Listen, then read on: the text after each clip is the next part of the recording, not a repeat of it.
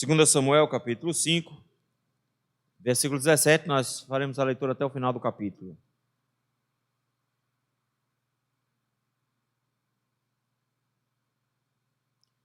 Diz assim a palavra do Senhor. Ouvindo, pois, os filisteus que Davi fora ungido rei sobre Israel, subiram todos para prender a Davi. Ouvindo, desceu Davi à fortaleza. Mas vieram os filisteus e se estenderam pelo vale de Refaim. Davi consultou ao Senhor, dizendo: subirei contra os filisteus, entregar-me-ás nas mãos? Respondeu-lhe o Senhor: sobe, porque certamente entregarei os filisteus nas tuas mãos. Então veio Davi a Baal-Perazim e os derrotou ali, e disse: rompeu o Senhor as fileiras inimigas diante de mim, como quem rompe águas. Por isso chamou o nome daquele lugar Baal-Perazim. Os filisteus deixaram lá os seus ídolos, e Davi e os seus homens os levaram. Os filisteus tornaram a subir e se estenderam pelo vale dos Refaíns. Davi consultou ao Senhor e este lhe respondeu: não subirás, rodeia por detrás deles e ataca-os por defronte das amoreiras. E há de ser que, ouvindo tu um estrondo de marcha pelas copas das amoreiras, então te apressarás. É o Senhor que saiu diante de ti, aferiu o arraial dos filisteus. Fez Davi como o Senhor lhe ordenara, e feriu os filisteus desde Geba até Gezer. Vamos orar mais uma vez? Senhor, que bom, meu Pai, estarmos na Tua presença. Que bom, meu Deus, é termos um dia reservado, meu Pai, para a Tua honra e glória. Que bom, Senhor, é podermos ter as condições de atendermos a Tua convocação. A convocação para adorar ao Senhor, para estarmos na Tua casa, para buscarmos a Tua presença, cantarmos louvores ao Senhor e aprendermos da Tua palavra. Obrigado, Senhor, por este momento que o Senhor nos dá, onde podemos estar com a Tua palavra aberta diante dos nossos olhos. Obrigado, Senhor, por nos lembrar da necessidade que temos da Tua orientação e da Sua condução. Mas também, Senhor, nós somos incompetentes em entender a Tua palavra, temos muitas dificuldades nesse sentido. Mas o Senhor que revelou e inspirou essa palavra, que preservou por todos esses séculos, Pai, nós te pedimos que o Senhor nos ilumine nesse instante para entendermos. Precisamos que o Senhor abra os nossos olhos, nos dê capacidade de entendimento, clareza de raciocínio, para que possamos, Senhor, compreender a Tua vontade, discernirmos a Tua glória e o tamanho da Tua vitória. Mas também, Senhor, te pedimos que o Senhor, no nome de Cristo Jesus, nos ajude a aplicarmos isso em nossa vida, para que, no nome de Cristo, possamos, meu Pai, vivenciar o nosso dia a dia numa perspectiva correta, de acordo com a Tua vontade. No nome de Cristo Jesus, que nós te rogamos. Amém. Eu já contei aqui de um amigo meu, baiano, que contava algumas histórias engraçadas. Ele dizia uma vez: todo mundo veio a trabalho, baiano veio a passeio. Essa frase eu gostei demais, muito boa. Mas parece que não só é baiano, parece que crente também. Às vezes a gente se comporta como se nós tivéssemos vindo para o mundo a passeio. Afinal, hoje é o tempo de festa, não é assim que se canta, né? As pessoas pensam que a vida cristã é muito mais parecida com uma festa do que com uma guerra. E toda vez que a Escritura vai falar sobre a vida cristã, ela nos aponta necessariamente que nós vivemos numa guerra. E por vivermos numa guerra, nós temos algumas preocupações. A necessidade de atenção o tempo inteiro, a necessidade de vigilância, a necessidade de sabermos que estamos em perigo, a necessidade, principalmente, de sabermos que temos inimigos. Essa informação de que temos inimigo é importante, porque ninguém que tem inimigos fica displicente. Quando nós temos inimigos, nós não andamos como bobos pela rua. Quando se tem inimigos, não é quando se tem desavenças, mas quando se tem inimigos, nunca se anda tranquilo. E nós temos inimigos. O apóstolo Paulo nos diz que os nossos inimigos, a nossa luta, não é contra carne ou sangue, mas contra principados e potestades. Nós temos inimigos. Esses inimigos nos odeiam, meus irmãos, não por nossa causa necessariamente. Eles nos odeiam por causa do nosso comandante. Eles odeiam o Senhor, eles odeiam a Cristo. E nós, quanto igreja, somos o que temos mais próximos de ser atacado, já que o diabo e seus anjos não conseguirão atacar o Senhor nunca. Mas nós não podemos nos enganar. Nós temos inimigos, mas nós também temos um spoiler imenso do futuro. Nós já sabemos que os nossos inimigos estão derrotados, debaixo dos pés do nosso comandante, que é Cristo. Ele é aquele que venceu já, e ele vai vencer finalmente. E é isso que eu gostaria de ver um pouco com os irmãos hoje, sobre a vitória do nosso rei. O texto de 2 Samuel vai falar sobre o reinado de Davi. Foram 10 anos de sofrimento, fugindo de Saul. Davi não tinha feito absolutamente nada contra Saul, pelo contrário, teve 2 oportunidades de matá-lo e nunca desejou a morte de Saul. Esteve sempre fugindo dele, fez um bocado de bobagem no meio do caminho, foi para lugares onde não deveria, fez muita coisa certa no meio do processo, mas principalmente aprendeu durante esse processo todo, desde saindo da presença de Saul ainda, praticamente um adolescente, um jovem ainda, e agora já bem mais velho, com 30 anos pelo menos, Saul morreu. E também, depois de alguns anos, morre também o filho de Saul, assassinado. Davi, então, se torna rei de Israel. E o capítulo 5, ele vai condensar o reino de Davi nas suas primeiras vitórias. E nós já vimos isso como as qualidades do rei, dos versículos de 1 a 5. Um rei que era do mesmo povo de Israel, um rei que tinha feito batalhas, no versículo número 2, que conquista vitórias, um rei que apacenta e chefia Israel, no versículo 2, um rei que tem aliança com o seu povo, sendo ungido para isso, e um rei que reina por muito tempo, no versículos 4 e 5. E nós vimos que isso tudo apontava para o próprio Cristo. Ele é corpo do nosso corpo também, ele é tão homem como nós, ele é aquele que nos garante as vitórias, ele é aquele que é o nosso pastor que nos apacenta, o cabeça da igreja, ele é a nova aliança feita no sangue dele, ele que é ungido, o Messias, o Cristo de Israel, ele que não reina por 40 anos, mas reinará por toda a eternidade. Nós vimos a partir do versículo 6 até o versículo de número 10, que o Senhor toma para si uma cidade, que ele conquista essa cidade, e ele alcança a vitória trazendo para si essa cidade. E nós vimos que a cidade de Jerusalém aponta justamente para a igreja de Cristo, que é conquistada por ele e que é a grande vitória dele. Nós vimos as nações se curvando diante do rei, no versículos 11 e 12, e nós vimos como o Senhor Jesus Cristo terá diante de si reis se curvando diante dele, nações trazendo presentes e entregando presentes a ele, lá no livro de Apocalipse.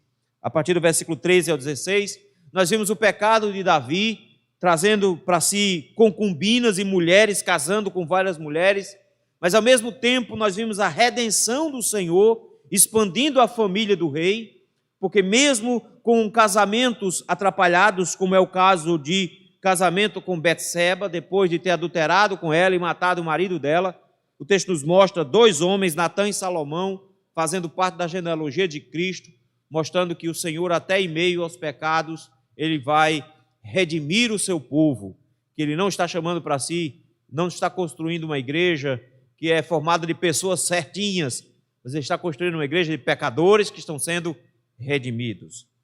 A partir do versículo 17, meus irmãos, nós temos essa última fase agora, que é quando o Senhor derrota, o rei derrota os seus inimigos. O texto nos traz 2 narrativas, 2 eventos. E os 2 eventos são muito similares. Mas o que aconteceu aqui é que Davi agora é uma ameaça séria para os vizinhos. Do mesmo jeito que Irão, rei de Tiro, reconhece Davi como rei, outras nações são inimigos declarados de Davi há bem mais tempo.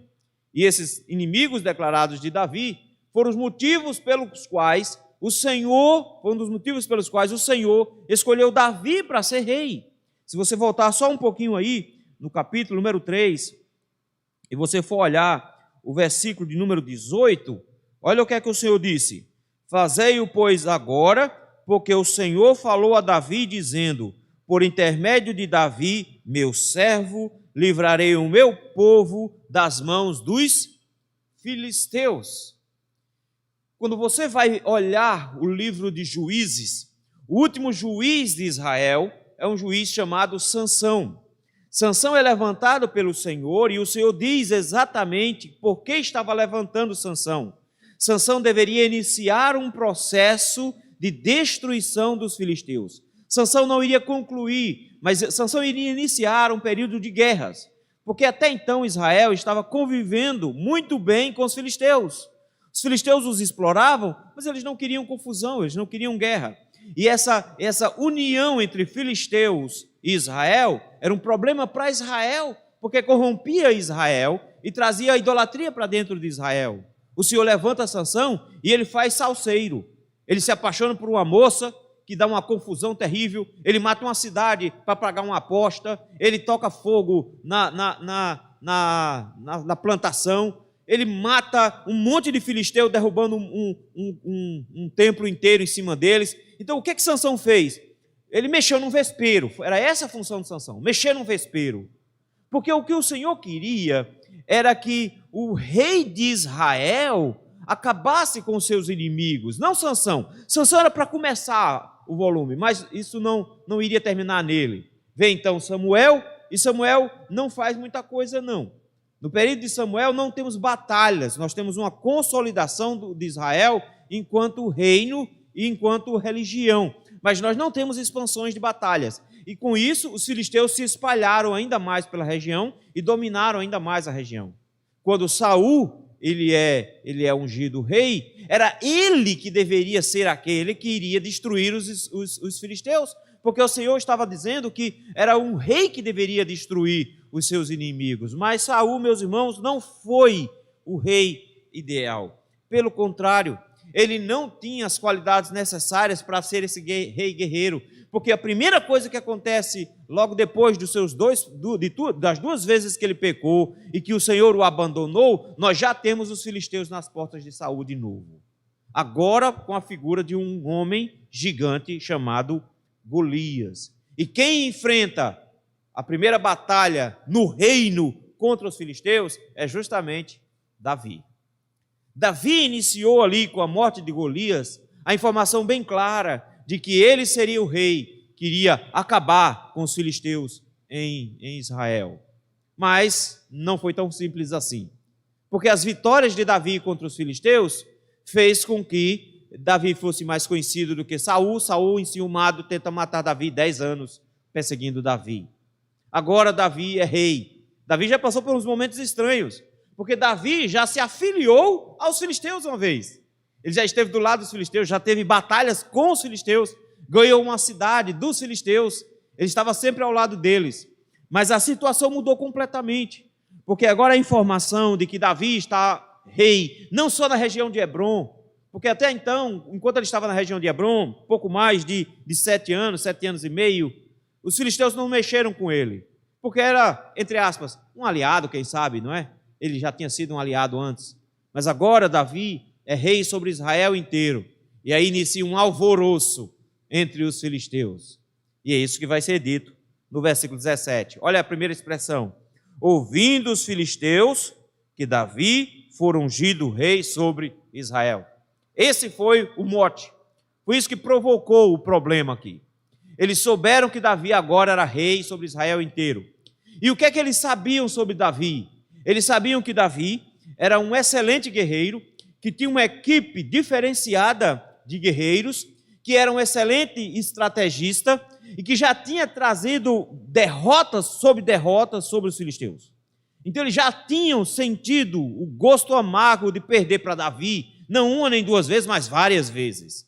Davi agora como rei, Davi iria se fortalecer ainda mais, porque ele acabou de conquistar uma cidade fortificada, impossível de ser invadida, que era a cidade de Jerusalém. E se Davi tivesse tempo de organizar a cidade de Jerusalém, eles nunca mais iriam ter condições de guerrear contra Davi. Então o que eles estão aproveitando? Eles estão aproveitando a oportunidade de o início de um reinado, quando as coisas ainda não estão tão organizadas, quando as coisas ainda não estão tão perfeitinhas, tudo ainda está meio bagunçado. Eles aproveitam a desorganização do reinado para avançar contra o reino de Davi. Ouvindo que Davi era rei, Israel, os filisteus iniciaram. E o que é que eles queriam, versículo 17? Eles queriam subir e prender a Davi. Era isso que eles queriam. Eles queriam Davi. Eles não queriam necessariamente guerra contra Israel, porque Israel ficou por anos subjugado a eles. Eles não têm problema com isso. Eles queriam Davi, porque eles sabiam que Davi seria um problema. E o Senhor escolheu Davi exatamente para acabar com os filisteus. Essa profecia que está lá no capítulo 3 era de conhecimento de todos. Eles sabiam que Davi tinha sido ungido rei para acabar com seus inimigos. Eles vão para cima de Davi, mas lembra, Davi não é nenhum bobo. Davi vai ficar esperando todo mundo chegar? Ele toma algumas providências, e essas providências são importantes. É interessante porque nós vamos ver como duas coisas andam juntas: a dependência do Senhor e a iniciativa própria. A gente toma iniciativas, mas depende do Senhor. Iniciativa que Davi tomou, não vai ficar numa cidade que não tem proteção. Ele desceu para a fortaleza. Essa fortaleza provavelmente é a mesma cidade onde 1 Samuel, capítulo número 22, e também lá no capítulo de número 23, vai dizer que Davi desceu e se fortaleceu contra Saul. Ele ficou numa fortaleza por um tempo, porque a cidade de Jerusalém ainda não está pronta para uma batalha. Então ele desce para uma região mais fortificada para esperar o combate. Mas olha só o que acontece, versículo de número 18. O texto nos diz que vieram os filisteus, e olha a expressão, e se estenderam pelo vale de Refaíns. Essa expressão aqui é para denotar o tamanho do povo que veio e a estratégia que eles usaram. Primeiro eles se estenderam pelo vale. Então, em outras palavras, eles tomaram um vale inteiro. Era muito soldado, era muita gente. E essa batalha ia ser difícil, porque Davi ainda estava com o seu grupo de guerreiros ainda limitado. Ainda era aquele mesmo grupo que vem acompanhando Davi desde lá atrás, desde a caverna de Adulão. Ainda é o mesmo grupo que está acompanhando Davi. Davi ainda tem aqueles soldados que eram excepcionais, a gente vai ver mais tarde. Mas eles ainda eram reduzidos. Mas Davi está numa fortaleza, mas os filisteus é uma quantidade enorme de pessoas. Segundo, eles vêm por um vale chamado Vale de Refaíns. Isso é uma estratégia porque eles estão tentando atacar Jerusalém. Eles estão tentando tomar Jerusalém. Esse vale fica 3, 4, 5 quilômetros de Jerusalém. Então eles estavam avançando, tentando subir para Jerusalém, porque eles acabaram de saber que Davi tomou Jerusalém, e que se Davi conseguir fortificar Jerusalém, acabou, eles não têm como ganhar mais território. Eles vão perder tudo, porque Jerusalém seria uma base inexpugnável, e com certeza Davi ia expandir o território a partir dali. Eles querem Jerusalém, eles querem destruir a cidade para que Davi não tenha um porto. Com isso, eles avançam contra Jerusalém. Providência de Davi: vamos descer para a fortaleza, vamos ficar num lugar que é protegido, de onde a gente pode organizar um ataque ou um contra-ataque. Segunda providência: a gente depende de Deus. E o que é que a gente faz agora? Davi faz a coisa certa no versículo 19. Consultou o Senhor. O que é que Davi precisa saber? Ele sabe que vai ter que brigar. Ele sabe que vai ter que entrar numa luta. O que é que ele não sabe? Que hora ele vai entrar nessa luta? Como é que ele deve fazer? Ele não sabe se ele deve contra-atacar imediatamente, se ele deve esperar um próximo passo. Essa é a parte mais difícil nas lutas daquela época, saber que passo dar, para que você não desse um passo errado e perdesse uma grande parte do seu exército, você perder a guerra. Davi não sabe exatamente o que fazer, mesmo sendo um excelente estrategista. Mas o mais importante nisso aqui, ele quer saber se o Senhor vai com ele. Olha a pergunta. Ele consulta o Senhor dizendo: primeiro, eu vou subir aos filisteus, ou seja, devo guerrear? Devo brigar agora? Devo organizar o exército e ir contra eles agora? Segunda pergunta: o Senhor vai guerrear por mim? Entregarás os filisteus nas minhas mãos? Ele tem duas perguntas importantes: a hora certa de atacar e a pessoa com quem atacar. Ele não quer atacar sem o Senhor, e ele não quer atacar fora das estratégias do Senhor. E o Senhor dá uma carta em branco para Davi, que eu acho fantástica aqui. Ele diz com todas as letras, ele diz assim, respondeu o Senhor, sobe, porque certamente entregarei os filisteus nas tuas mãos. O Senhor não deixa nenhuma dúvida. Ele diz, vá, são seus, e eu vou entregar. Isso aqui é importante, meus irmãos. Isso aqui é importante, porque o que está sendo dito é que a vitória de Davi não seria uma vitória particular. A vitória de Davi é a vitória do Senhor. Quem está entregando os filisteus nas mãos de Davi é o Senhor. Eles são um corpo de exército bem maior do que o de Davi, mas Deus está lutando por Davi. E quando o Senhor diz para Davi, vá, porque eu vou resolver o problema, eu vou entregá-los nas suas mãos, o que acontece é que Davi vai. Versículo número 20 diz que ele vai para uma região chamada Baal-Parazim. O nome aqui do lugar foi Davi que deu. Então, quando ele está dizendo o nome do lugar, não é porque o lugar já se chamava assim.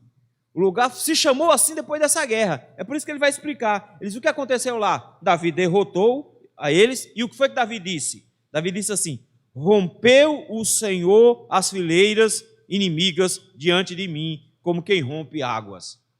A palavra rompeu o Senhor é o que significa Baal-Parazim. É isso que significa. Ele está dizendo, foi o Senhor que veio na frente do exército. E o Senhor vinha na frente do exército como que um barco rasgando a água no meio e espalhando o exército todo ao redor. Isso foi o Senhor que deu a vitória.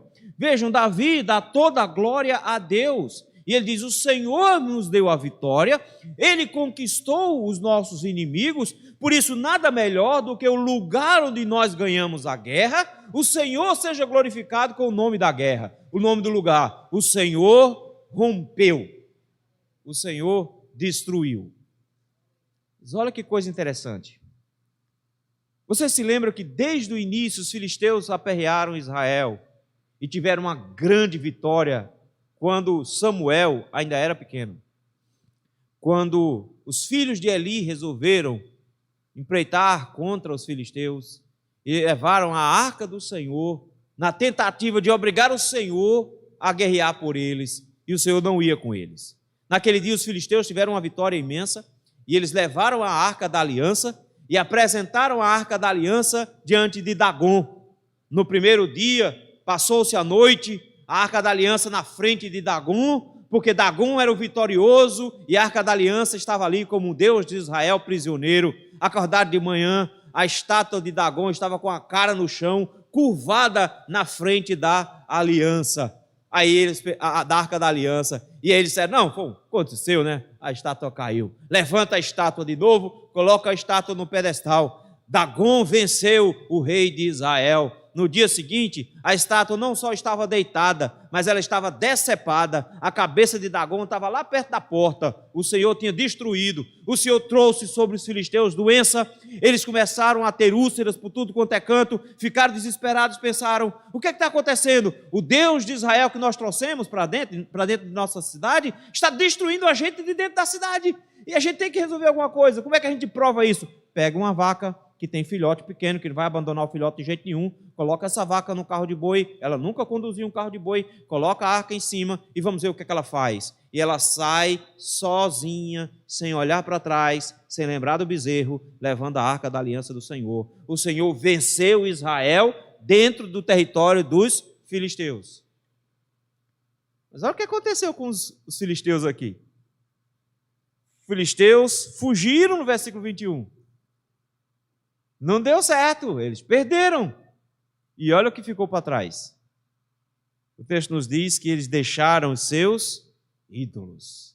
Isso aqui é importante, meus irmãos, porque o Senhor está dizendo, quando vocês me prenderam, eu derrotei vocês e saí sozinho. Israel não foi buscar a arca, o Senhor saiu de lá sozinho. Vocês agora perderam, os ídolos de vocês ficaram para trás, e nem salvaram vocês, nem se salvaram no meio do processo, porque vocês correram e os ídolos não conseguiram, vocês não conseguiram salvar os ídolos de vocês. Ou seja, os ídolos de vocês nem salvaram vocês, nem vocês conseguiram salvar os coitados, eles ficaram para trás. E o que fizeram? O texto nos diz que os homens de Israel os levaram. Levaram para onde? O que é que os homens de Davi estão fazendo com os ídolos dos filisteus? Vai para 1 Crônicas, capítulo 14, e lá você vai ter essa mesma guerra sendo descrita lá. Só que lá nós temos uma informação interessante. 1 Crônicas, capítulo 14, lá temos uma informação interessante no versículo número 12. Diz assim: ali deixaram os seus deuses e ordenou Davi que se queimasse. Por que Davi está dizendo queime? Porque em Deuteronômio, capítulo 7, versículo 5, o Senhor disse que os deuses daquelas nações deveriam ser todos destruídos e queimados. Eles deveriam ser todos queimados, porque o Senhor estava trazendo uma vitória para Israel, não só uma vitória física, mas o Senhor estava derrotando os deuses dos filisteus. Porque eles não conseguiram derrotar o Deus de Israel, perderam diante da arca, mas os deuses deles estavam agora sendo humilhados, e eles seriam agora queimados em Israel. Eles perderam e perderam feio. Israel deveria entender agora: o Senhor, nosso Deus, é o único Senhor. Baal não é Deus. Baal não é Deus. Só o Senhor é Deus. Eles deveriam lembrar que Dagon não é Deus. Só o Senhor é Deus. Porque Dagon não deu conta da arca, mas o Senhor deu conta de Dagon e o destruiu aqui.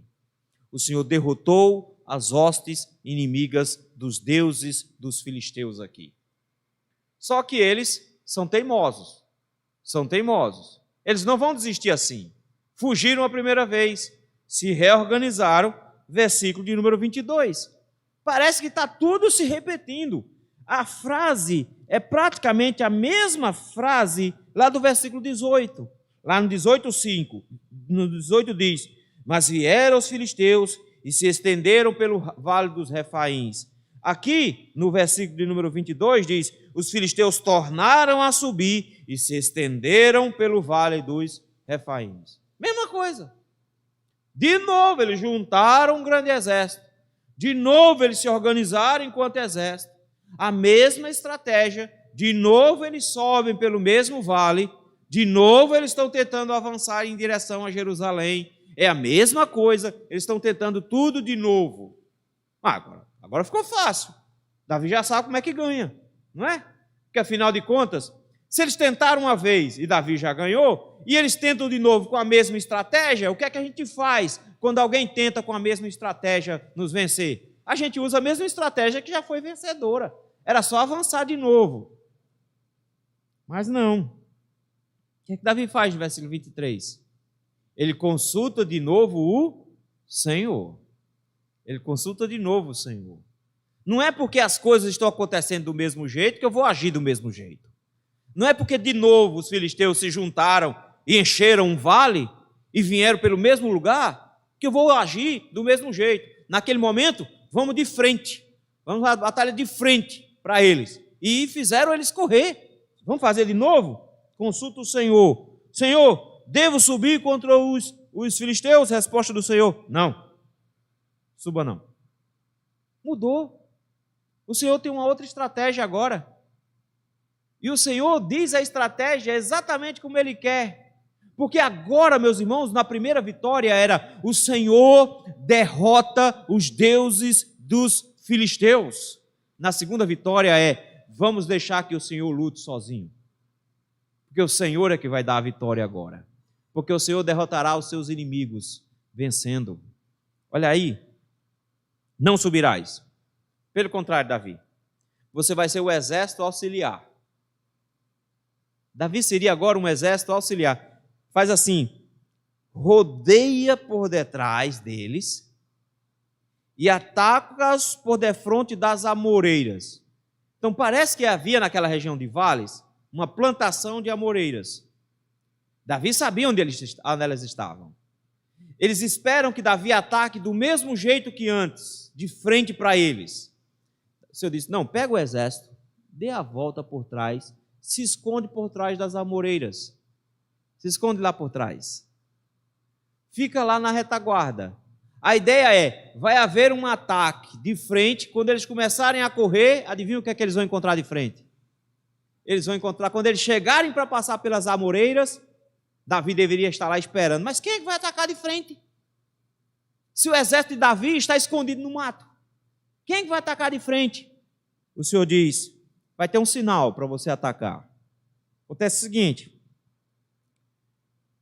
versículo 24, e há de ser que, ouvindo tu um estrondo, eu acho isso aqui bonito demais, um estrondo de marcha no chão, na copa das amoreiras. Ele diz, você vai ouvir um exército marchando em cima das árvores. Quando você ouvir esse exército marchando por sobre as árvores, com um som de um estrondo, como se fosse de um vento, de um barulho assim, aí você já sabe, aí está na hora de atacar.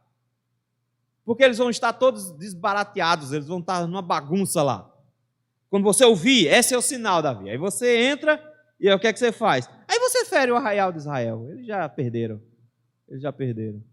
Você deve atacar por trás, porque quem vai atacar pela frente agora é o Senhor. E ele vai atacar por cima das amoreiras. E foi exatamente isso que aconteceu, versículo 25. Fez Davi como o Senhor lhe ordenara. E naquele dia ele feriu os filisteus, desde Geba até Gezer. O que aconteceu, meus irmãos, é que nunca mais você vai ouvir dos filisteus. Acabou. O Senhor derrotou todo mundo. Vai ter uma ou outra bobagem que vai acontecer agora, mas eles nunca mais vão se organizar depois disso. Porque agora não sobrou mais ninguém. Davi os perseguiu até matar, até o último. Davi foi atrás de todo mundo, percorreu todo esse território, venceu todo mundo, porque o Senhor lutou por ele. O Senhor deu a vitória a ele. Para que ficasse bem claro. Porque talvez lá em cima ficasse assim, Davi tem um exército fantástico, o Senhor deu a vitória e Davi foi lá e venceu. Aqui não, aqui o Senhor ganhou e entregou para Davi. Davi só foi aparar as arestas, porque o Senhor batalhou contra os seus inimigos. A partir desse dia, meus irmãos, o Senhor entregou todos os inimigos de Davi e não sobrou mais ninguém. Talvez por isso vamos ter depois um pecado de Davi, porque não tinha mais nem contra quem lutar. Aí ele ficou ocioso, mais tarde pecou. Mas porque não tinha mais contra quem lutar mesmo. Porque depois desse dia, não tem mais inimigo em Israel. Não tem mais inimigo em Israel. O Senhor deu a vitória que ele tinha prometido ao seu rei, a Davi. Não sei se vocês já notaram, mas no Antigo Testamento tem poucas ações de Satanás, notaram? Quase não aparece demônio lá. E fica estranho o negócio, né? Porque vez ou outra você diz, não, apareceu lá veio um anjo lá, um espírito que o Senhor mandou e ficou aperreando Saul, ok? Vez ou outra acontece alguma coisa assim, Jó, coitado, passando por aquele aperto, mas não tem. Só dá tempo de começar o Novo Testamento. Começa o Novo Testamento, é gente demoniada aqui, é gente demoniada acolá, é demônio entrando em porco, e aquela confusão, já notou como o negócio parece que vira um alvoroço? Porque, meus irmãos, todo o reino das trevas viu o rei. É tanto que eles o reconhecem. Eles olham para Jesus e dizem, o que temos nós contigo? O que você veio aqui nos aperrear? Não faz isso não, deixa a gente aqui. Não, faz o seguinte, deixa a gente entrar nos porcos. Eles sabem que a derrota chegou e eles entram em alvoroço do jeito dos filisteus. Quando Cristo chega, o inferno estremece. Ele sabe que a derrota chegou. O Satanás em pessoa vai tentá-lo. Ele está em tempo inteiro tentando destruir o plano. Ele fala pela boca de um dos discípulos. Quando Pedro diz, não diz assim não, Senhor, não morre não. faz assim não, tem pena de ti mesmo. O que é que o Senhor diz? Para trás de mim, Satanás, você não pensa nas coisas de Deus, não. Ou seja, ele identificou naquela hora que quem estava falando era Satanás. Em todos os sentidos, o reino de Satanás se alvoroçou. Nós vamos ver problemas por tudo quanto é canto, gente doente, gente endemoniada se jogando pelos cantos, homens que são loucos, que têm legiões inteiras dentro dele, do nada, simplesmente porque Satanás se levanta com toda a sua força contra o Filho de Deus. Porque o que ele estava fazendo ali era enxergando a sua derrota. Porque na cruz do Calvário, o filho de Eva pisou na cabeça da serpente. O filho de Eva estava derrotando na cruz o filho da serpente. Ele estava naquele dia ganhando a sua vitória. E Satanás se levanta com os seus inimigos, mas o Senhor estava destruindo os seus inimigos. Mas não só isso. Junto com Satanás se levantam os fariseus, judeus, que deveriam receber o Senhor, mas se levantam exatamente contra o Senhor e contra o seu ungido. Não só isso, o próprio povo romano, com Pilatos, como Herodes, se levanta contra o Senhor, tentando matar Jesus ainda quando era criança, e um segundo Herodes tentando matar Jesus mais tarde com um julgamento. Eles continuam se levantando contra o Senhor, profecia do Salmo de número 2. Porque se levantam os gentios e as nações se enfurecem contra o nosso rei. Não sabem com quem estão mexendo. O nosso rei vence deuses. O nosso rei derrota deuses. É por isso que quando Pedro vai pregar o seu sermão, lá em Atos capítulo 2, ele diz que eles se levantaram contra o rei de Israel, mas Deus o exaltou, o ressuscitando no terceiro dia. Ele diz, vocês acham que venceram quando mataram? Mas pelo contrário, essa foi a maior de todas as suas vitórias. O nosso rei venceu a morte. Ele venceu porque Deus o ressuscitou. Foi o Pai em pessoa que providenciou essa saída. Foi o Pai que o ressuscitou. Ele não iria deixar o seu filho na morte, não iria deixar o seu filho apodrecendo. Ele falou isso por boca de Davi e Pedro lembrou muito bem. Não deixará que o seu ungido fique na corrupção. Deus Pai deu a vitória para esse rei. Um rei que se ergueu e venceu todos os seus inimigos, que coloca Satanás debaixo dos seus pés, mas não só isso, meus irmãos, um rei que ainda hoje vence, um rei que sabe que o Satanás ainda continua dentro das suas batalhas. Mesmo aprisionado, ele ainda possui poderes sobre a nossa terra. E ele será solto para que tenha ação ainda mais completa no final. Em Apocalipse capítulo 20, nós temos o anúncio de que Satanás se juntará com os homens contra a igreja de Cristo. Já que ele não pode alcançar Cristo, ele vai se levantar contra Jerusalém do Senhor e vai acampar-se contra o povo de Deus em Apocalipse capítulo 20, versículo 9. E todo acampado contra a igreja acha que vai ganhar, até que vem um barulho por sobre as amoreiras. O Senhor, meus irmãos, é o nosso rei. Ele vencerá no final. É por isso que Pedro vai dizer isso com todas as letras. O Senhor venceu. O Senhor já trouxe sobre nós o barulho em Atos capítulo 2, versículo 2. Som como de um vento, nós somos cheios do Espírito Santo para sermos um exército levantado pelo Senhor, mas não um exército que luta. É um exército que só enxerga o Senhor lutando. Ele virá em seu cavalo branco com sangue até os estribos. Não o sangue dele, o sangue dos seus inimigos. Uma espada sai da sua boca, os seus olhos têm chama de fogo, em sua perna está escrito: Rei dos reis, Senhor dos senhores, aquele que veio para vencer e venceu. O nosso rei venceu. E ele vencerá de forma definitiva. E no final ele lançará o diabo, seus anjos e todos os seus seguidores no lago que arde com fogo e enxofre, para dizer para o seu povo: vocês agora podem ficar tranquilos, porque ninguém vai aperrear vocês mais. A vitória será definitiva no final. E da mesma maneira como Davi trouxe a vitória, Romanos capítulo 16, versículo 20, Paulo diz: e ele vai colocar Satanás debaixo dos seus pés, para que vocês pisem nele. Ele pisará os seus inimigos e deixará que a igreja vá pisando por cima também. Malaquias nos diz que ele vai fazer dos nossos inimigos cinza debaixo dos pés da igreja. E ele andará caminhando pelo vale dos seus inimigos, pisando e esmagando crânios enquanto caminha. O nosso rei não é pouco. E você achando que os vingadores eram fortes. Davi conquistou a vitória, meus irmãos, para Israel, para que nós tivéssemos um vislumbre, uma amostra grátis do tamanho da vitória do nosso Cristo. Os inimigos do Senhor já começaram a ser derrotados. Satanás já foi derrotado. As nações não podem mais ser enganadas por ele. O Senhor já traz de todas as nações povo para compor o seu exército. O Senhor já venceu a morte em nosso lugar. O Senhor já nos deu a vitória. E no dia em que Ele rasgar os céus e vier, junto com toda a sua miríade de anjos, sob o som de trombeta, Ele nos dará a vitória final, derrotará definitivamente os inimigos. E nós seremos para sempre poupados dos sofrimentos e dos aperreios. Que Deus nos dê graça, meus irmãos, de nos lembrarmos disso. Nós estamos numa guerra. Nós estamos numa guerra. Nós não estamos aqui a passeio. Satanás está como um leão ao nosso derredor, querendo nos rasgar, nos devorar. É isso que ele quer. Mas o povo de Deus tem proteção. Porque enquanto ele está ao nosso derredor, o anjo do Senhor acampa-se ao nosso redor. O Cristo Jesus nos protege. Aqueles que o Pai me dá, ninguém arrebata da minha mão. Não precisa ter medo de macumbeiro. Contra Jacó não vale encantamento. Não pega não, macumba não pega em crente. Pelo contrário, é devolvida.